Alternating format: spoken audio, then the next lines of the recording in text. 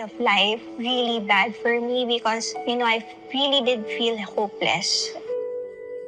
It was almost like I was lying in bed the whole day because I would be wearing diaper of the heavy bleeding. May, that's when it happened that I was rushed to the ER because hindi ko na kinaya yung pain.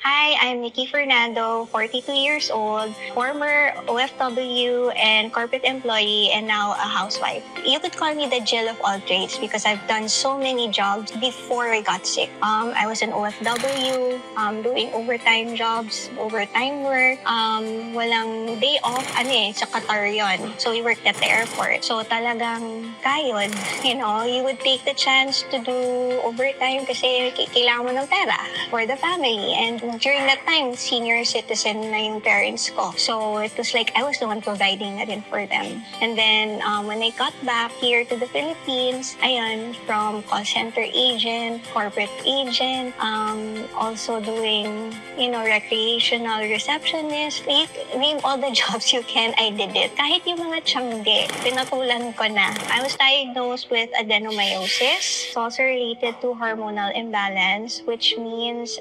estrogen dominance and insulin resistance. So I became pre-diabetic. So with adenomyosis, it's the lining ng uterus that becomes thickened pag nagkakaroon ng menstrual period. The quality of life really bad for me because, I really did feel hopeless. I couldn't do anything to help my family. I couldn't go to work because I was, even sitting down was hard because of the heavy bleeding. Even work from home jobs, hindi ko magawa. So yung bleeding ko before, I would be using maternity pads to already adult diapers. So the whole day, I would be changing, if it's maternity pads, I would be changing it every 2 hours.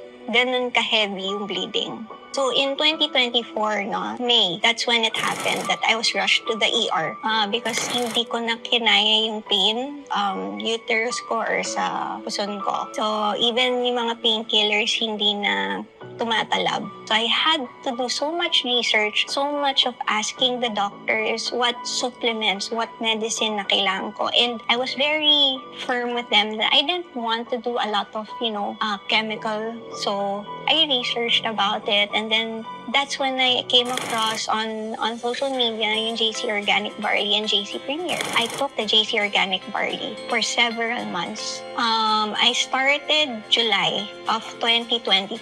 3 months in of continuously taking it, I drink it 2 times a day. So it's not only JC Organic Barley but the JC Ginger Barley as well kasi it helps with my anti-inflammation. So magaling siya, gradually nag-stop yung bleeding. So, and then yung pain, kasi before I couldn't go out without taking my painkillers. Ngayon, hindi, totally off na ako sa painkillers. Of taking JC Organic Barley for 3 months and seeing the changes, tinuloy ko siya up until now. So, I think that's already the miracle because I don't have any bleeding anymore. Actually, I just had my HbA1c test a month ago and I'm no longer pre-diabetic. So before JC Organic Barley, hindi talaga ako nakakalabas. Hindi ako nakakatayo, hindi ako nakakakilos. Right now, I'm doing the normal things that normal people do daily. I can drive now again. I can go to the office. I can join my family in whatever activities they have. And I can do normal housewives duties again.